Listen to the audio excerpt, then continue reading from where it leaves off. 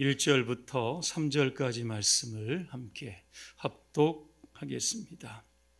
1절의 말씀부터 합독하십니다.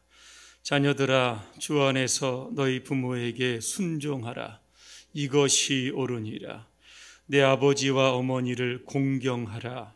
이것은 약속이 있는 첫 계명이니 이로써 내가 잘되고 땅에서 장수하리라.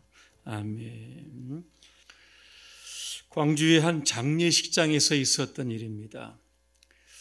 암으로 투병을 하다가 세상을 떠난 70대의 노모가 자녀들에게 남긴 유서가 공개가 됩니다. 이 노모는 난소암으로 1년 정도 투병을 하다가 암병동에 입원을 하면서 자녀들 몰래 유서를 쓰게 된 겁니다. 유서의 제목이 이렇습니다. 자네들이 내 자식이었음이 고마웠네입니다. 제가 한번 내용을 좀 읽어드립니다. 자네들이 나를 돌보아줌이 고마웠네. 자네들이 세상에 태어나 나를 어미라 불러주고 젖 물려 배부르면 나를 바라본 눈길에 참 행복했다네. 지압이 일어 세상 무너져 험한 세상 속을 버틸 수 있게 해줌도 자네들이었네. 병들어 하나님 부르실 때 곱게 갈 수 있게 곁에 있어줘서 참말로 고맙네. 자네들이 있어서 잘 살았네. 자네들이 있어서 열심히 살았네. 딸아이야, 맏딸 노릇 버거웠지. 큰애야, 맞이 노릇하기 힘들었지. 둘째야, 일찍 어미 곁을 떠나 홀로 서느라 힘들었지. 막내야, 어미가 해준 것이 없어서 공부하느라 힘들었지. 고맙다, 사랑한다. 그리고 다음에 만나자, 엄마가 했다고 합니다. 저는 이 유서를 몇 번 읽으면서 우리 부모님 역시 이 노모의 마음이 아닌가를 생각해 보았습니다. 부모님은 누굽니까? 마틴 루터는 하나님이 이 땅에 보내신 대리자다, 그렇게 이야기를 합니다. 하나님은 당신 대신에 우리의 부모님들을 이 땅에 보내셨다는 겁니다. 그래서 탈무드에 보면 이런 내용이 있습니다. 내 대신 내 어머니를 내게 보낸다. 업어줄 내 등 대신 내 어미의 등을 보낸다. 너를 붙들어줄 내 손 대신 내 어미의 손을 보낸다. 너를 따뜻이 안아줄 내 품 대신 내 어미의 품을 너에게 보낸다 그랬습니다. 오늘 어버이 주일을 맞이해서 효도하는 방법, 오늘 3가지 말씀드리려고 합니다. 첫 번째로 부모님께 순종해야 합니다. 1절에 보니까 자녀들아, 주 안에서 너희 부모에게 순종하라 그랬습니다. 이 순종하라고 하는 원어의 뜻을 보면 아래에서 듣는다라고 하는 뜻을 담고 있습니다. 순종은 나이 드신 부모님께서 말씀하실 때 한마디 한마디 귀에 담고 마음에 담아서 듣는 것을 뜻하는 겁니다. 잠언 13장 1절입니다. 지혜로운 아들은 아비의 훈계를 들으나 거만한 자는 꾸지람을 즐겨 듣지 아니하느니라 그랬습니다. 부모님의 말씀이 잔소리 같아도 들어야 합니다. 왜 그럴까를 생각해 보게 됩니다. 부모가 볼 때 아무리 나이가 많은 자식일지라도 철없는 아이와 같기 때문에 그런 겁니다. 때로는 부모에게 순종하는 일이 하나님의 뜻을 거스릴 때도 있습니다. 그럴지라도 격한 말로 부모님의 마음을 아프게 하거나 상처를 주어서는 안 될 겁니다. 판소리는 소리꾼과 북을 치는 고수가 있어야만 가능을 합니다. 고수는 북을 치면서 소리꾼이 장단에 맞추어서 소리를 낼 때 추임새를 넣게 됩니다. 안무렴, 그렇지, 얼씨구, 좋다. 이 감탄사를 더해야 판소리의 맛이 나는 겁니다. 우리의 자녀들이 마치 고수처럼 부모님께서 말씀하실 때 예, 맞습니다. 당연합니다. 그렇게 하겠습니다. 이렇게 추임새를 넣어가면서 대화를 하고 그 말씀을 잘 듣기만 하면 우리는 순종하게 되는 겁니다. 성경에 보니까 순종의 모델을 지목하는데 바로 이삭이라고 하는 사람입니다. 창세기 22장입니다. 하나님께서 아브라함에게 그 아들 이삭을 번제물로 바칠 것을 명령을 하십니다. 이 번제라고 하는 것은 구약의 제사 방식 중에 하나입니다. 제물을 태워서 그 연기를 하늘로 올려드리게 되면 하나님께서 받으시는 제사입니다. 아브라함은 하나님의 말씀에 순종을 해서 아들 이삭을 데리고 모리아 산으로 올라갑니다. 그때 이삭이 이런 질문을 합니다. 아버지, 불과 나무는 있는데 번제할 어린 양은 어디에 있습니까? 그때 아버지가 말합니다. 하나님께서 친히 자기를 위해서 준비하실 것이다 그랬습니다. 그리고 모리아 정상에 올라갑니다. 제단을 쌓습니다. 나무를 버려놓습니다. 그리고 제단 위에 이삭을 결박을 합니다. 칼을 들어 그의 목을 치려고 할 때 하나님의 음성이 들려옵니다. 내 아들 이삭에게 손을 대지 말라는 겁니다. 내가 이제야 내가 나를 경외하는 줄 아노라. 그렇게 하나님 말씀합니다. 아브라함은 하나님의 말씀에 순종하는 효자였습니다. 이삭은 아버지 아브라함에게 순종하는 효자였습니다. 그래서 하나님은 아브라함과 이삭에게 이러한 축복을 내려주십니다. 내 씨로 말미암아 천하 만민이 복을 받게 될 것이다. 그렇게 말씀합니다. 지금도 하나님께서는 하늘의 보화를 듬뿍 준비하고 계십니다. 누구에게 주실까? 오늘 말씀에 비교해 보면 부모님께 순종하는 자에게 이러한 은혜와 복이 주어지게 되는 겁니다. 두 번째, 부모에게 공경해야 합니다. 이 공경하라라고 하는 이 말씀은 반드시 해야만 하는 하나님의 이게 명령입니다. 그런데 이 명령을 거스르고 부모에게 불공경하게 되면 그에 상응하는 엄청난 대가가 주어지게 됩니다. 레위기 20장에 보면 반드시 죽여야 하는 죄가 하나가 나오는데 그 중에 하나가 바로 불공경죄입니다. 레위기 20장 9절을 제가 한번 읽어드립니다. 만일 누구든지 자기의 아버지나 어머니를 저주하는 자는 반드시 죽일지니 그가 자기의 아버지와 어머니를 저주하였은즉 그의 피가 그에게로 돌아가리라 그랬습니다. 이 공경하라라고 하는 이 말씀의 원어는 두 가지가 있습니다. 하나는 이 티마오라고 하는 겁니다. 이 뜻은 무슨 뜻인가 하면 값을 치르다, 빚을 갚다라고 하는 뜻입니다. 자녀는 부모에게 돈으로 갚을 수 없는 엄청난 빚을 지고 살아가는 사람들입니다. 어떻게 갚아야 할까? 바로 공경하라라고 하는 겁니다. 그래서 부모를 공경하는 것이 그동안 빚진 짓을 모두 갚는 것이라고 말합니다. 또 하나의 원어는 카베드라고 하는 뜻입니다. 이 뜻은 무겁다라고 하는 뜻을 가지고 있습니다.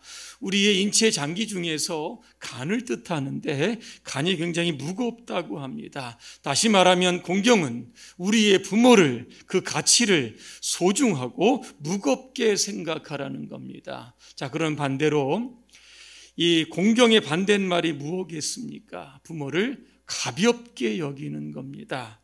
잠언 23장 22절입니다.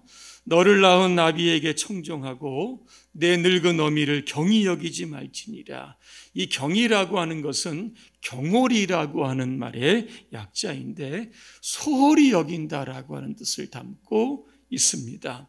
부모가 나이가 먹었다고 힘이 없다고 큰 소리 치거나 무시하지 말라고 하는 뜻을 담고 있습니다.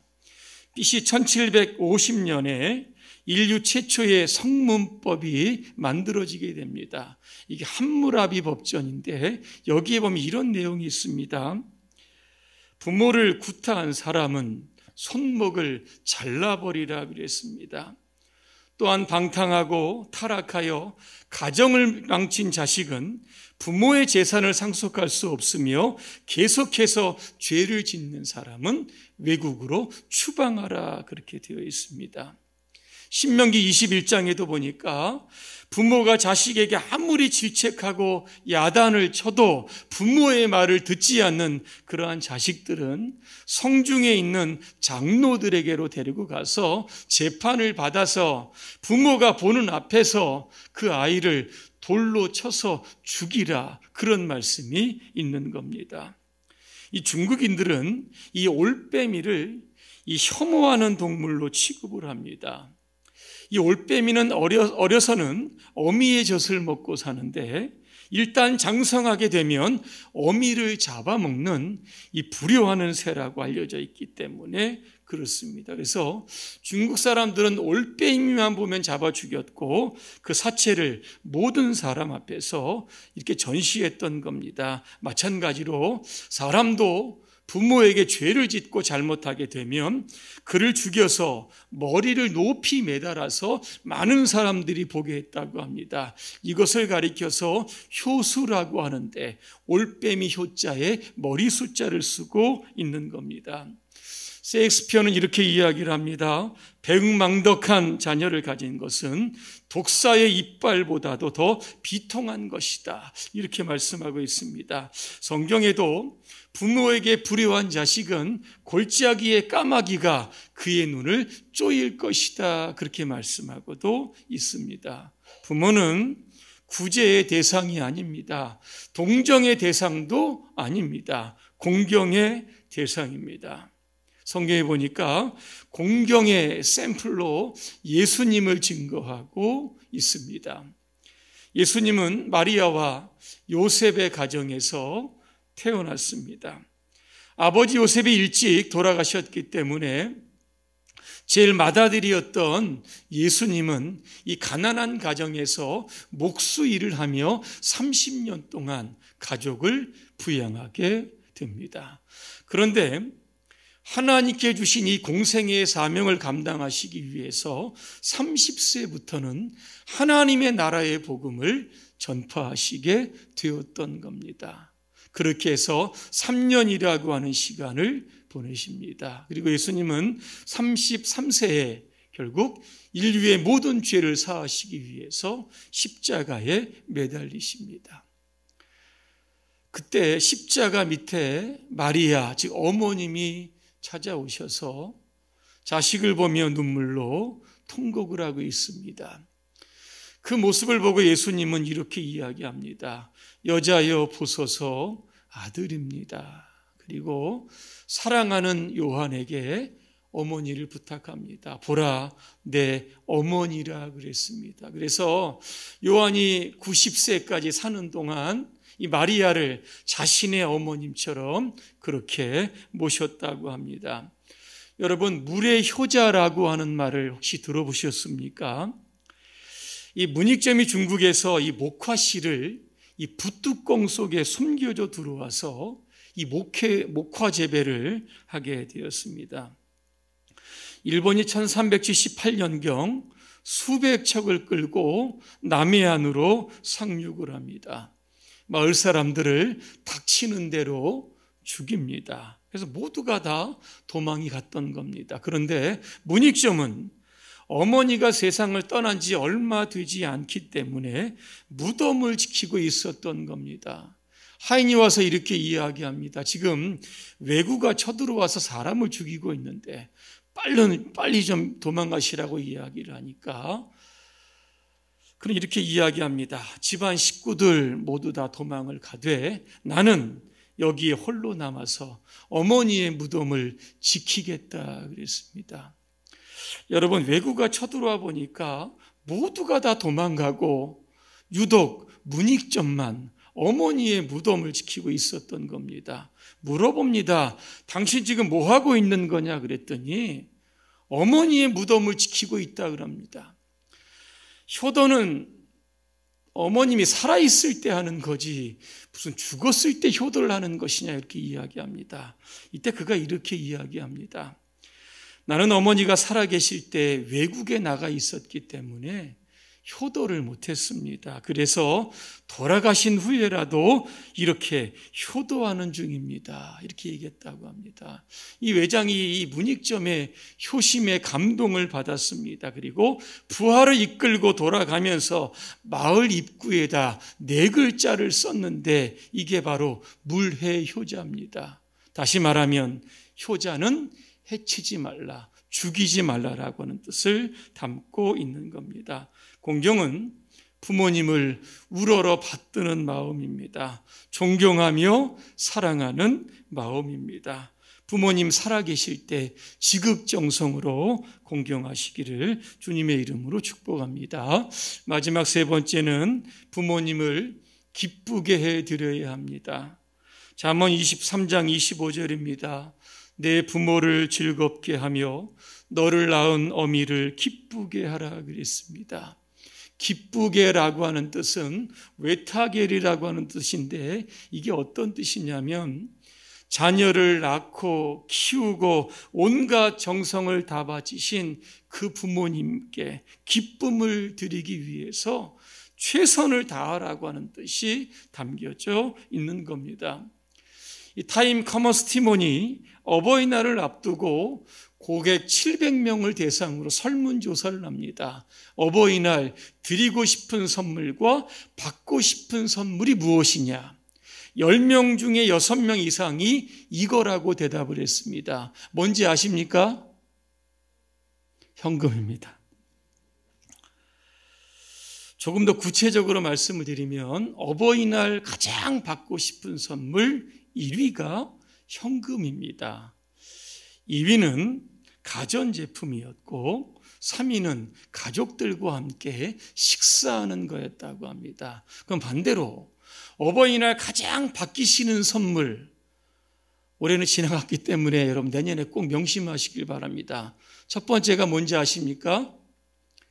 카네이션이라고 합니다. 두 번째 케이크, 떡 이런 거라고 하고, 세 번째는 건강식품, 의류 이런 거라고 합니다. 자녀들이 부모에게 뭔가를 드릴 때는 거기에 부모의 사랑과 존경을 담은 마음까지도 함께 드려야 합니다. 잠언 23장 26절입니다. 내 아들아, 내 마음을 나에게 주며 내 눈으로 내 길을 즐거워할지어다 그랬습니다. 현금이든 선물이든 한 끼의 식사를 대접을 하든 부모님 사랑합니다, 감사합니다, 존경합니다, 이 마음을 담아 드릴 때 이게 진정한 효도가 된다라고 하는 겁니다. 탈무드에 보면 하나님을 경외하는 이 랍비 요시야의 이야기가 나옵니다. 한번 요시야가 꿈을 꾸는데 하나님께서 이렇게 말씀을 하시는 겁니다. 너는 천국에 가면 레네스라고 하는 이 푸주간의 주인 옆에서 영원히 살게 될 것이다 라고 하는 말씀을 합니다. 이스라엘 백성들은 푸주간이나 이 푸주간 주인을 천하게 여기는 겁니다. 근데 어떻게 랍비가 이 푸주간 주인 곁에서 그것도 영원히 살 것이라고 말씀하셨는지 굉장히 기분이 나빴지만 한편으로는 왜 하나님께서 그런 말씀을 하셨는지 곰곰이 생각을 하다가 이 레네스라고 하는 사람이 도대체 어떤 사람인지를 한번 찾아보았다고 합니다. 그가 시골에 살고 있다고 해서 사람을 시켜서 그를 좀 오라고 했더니 오지 못한다는 전가를 받습니다. 그래서 이 랍비 요시야가 직접 그를 찾아갑니다. 그래서 뭐라고 이야기하냐면 내가 불렀는데도 왜 오지 않았느냐 그랬더니 그가 이렇게 이야기를 합니다. 제가 지금 늙으신 어머님을 모시고 계시는데 병석에 누워 계시기 때문에 제가 가지 못했습니다. 이 말을 듣는 순간 랍비 요시야는 깨닫게 됩니다. 왜 자신이 이 레네스 이 푸죽한 주인 옆에서 영원토록 살아야 되는 그 이유를 깨달았다는 겁니다. 하나님은 무엇을 귀하게 여기실까? 이 땅에서 부모를 공경하는 그러한 효자, 효녀들을 천국에서도 가장 높게 귀하게 여기신다라고 하는 사실입니다. 부모를 잘 모시면 이 땅에서도 우리가 복을 받게 되지만 천국에서도 이것이 하나님에게는 귀한 상급이 된다라고 하는 겁니다. 결론입니다. 한 소년이 바다를 정복할 꿈을 가지고 성장해 갑니다. 어느 날 그 소년은 자신의 꿈을 이루기 위해서 큰 선박 회사에 취업을 하게 됩니다. 먼 나라로 항해를 떠나기 전에 어머니를 찾아가서 작별 인사를 합니다. 그때 어머니가 아들의 손을 꼭 잡고 눈물을 흘리면서 이렇게 이야기를 합니다. 너를 떠나보내는 것이 내가 너무 마음이 아프다. 효심이 많았던 이 소녀는 어머니의 눈물을 보고 자신의 생각을 바꿉니다. 어머니의 눈에 이렇게 눈물을 흘리게 하고 내 꿈을, 내 비전을 쫓아갈 수 없다. 그렇게 생각을 하고 다시 짐을 풀고 어머니에게 순종을 합니다. 그때 어머니가 그 아들에게 이렇게 이야기를 합니다. 성경에 부모를 공경하는 자에게 복을 주신다고 했는데 내가 근심하는 것 때문에 꿈을 포기한 너에게 하나님께서 큰 복을 주실 것이다. 그렇게 이야기를 합니다. 그리고 이 어머니는 아들을 위해서 밤낮으로 기도를 하게 되는 겁니다. 이 손이 누굽니까? 바로 미국의 초대 대통령이었던 조지 워싱턴입니다. 그가 어머니의 뜻을 버리고 자신의 꿈을 쫓아갔다라고 하면 유명한 선장은 됐을지라도 대통령이 될 수는 없었을 겁니다. 하나님의 말씀대로 부모를 공경하는 자는 반드시 성공합니다. 왜? 하나님도 복을 주시지만 공경을 받는 그 부모님들도 자신에게 하나님의 복을 빌어주고 있기 때문에 그런 겁니다. 여러분, 조지 워싱턴이 얼마나 유명을 했으면 미국 그 달러 지폐에 얼굴이 그려져 있겠습니까? 미국의 수도가 워싱턴 DC인데 얼마나 조지 워싱턴이 유명을 했으면 그의 이름을 따라서 한 도시의 이름이 생겼겠습니까? 여러분, 성공하기를 원하십니까? 그러면 부모님께 공경하시기를 바랍니다. 사도 요한처럼 90세까지 여러분 장수하기를 원하신다라고 하면 부모님께 순종하시기를 바랍니다. 그래서 이 땅에서 잘 되고 장수하는, 그리고 천국에 가서 큰 상급을 받게 되시는 우리 봉산의 모든 자녀들이 다 되시기를 주님의 이름으로 축원합니다. 기도하겠습니다. 은혜로우신 하나님, 말세가 되면 사람들이 부모를 거역하는 일들이 나타난다고 했습니다. 요즘의 시대가 그렇지 않은가를 돌아봅니다. 하나님을 믿는 우리들은 세상의 흐름에 동화되지 않고 부모를 공경하라고 하는 하나님의 명령을 지킴으로 말미암아 효도하여는 자에게 주시는 하나님의 복을 반드시 누릴 수 있도록 우리 모두를 축복하여 주시옵소서. 예수님의 이름으로 기도합니다. 아멘.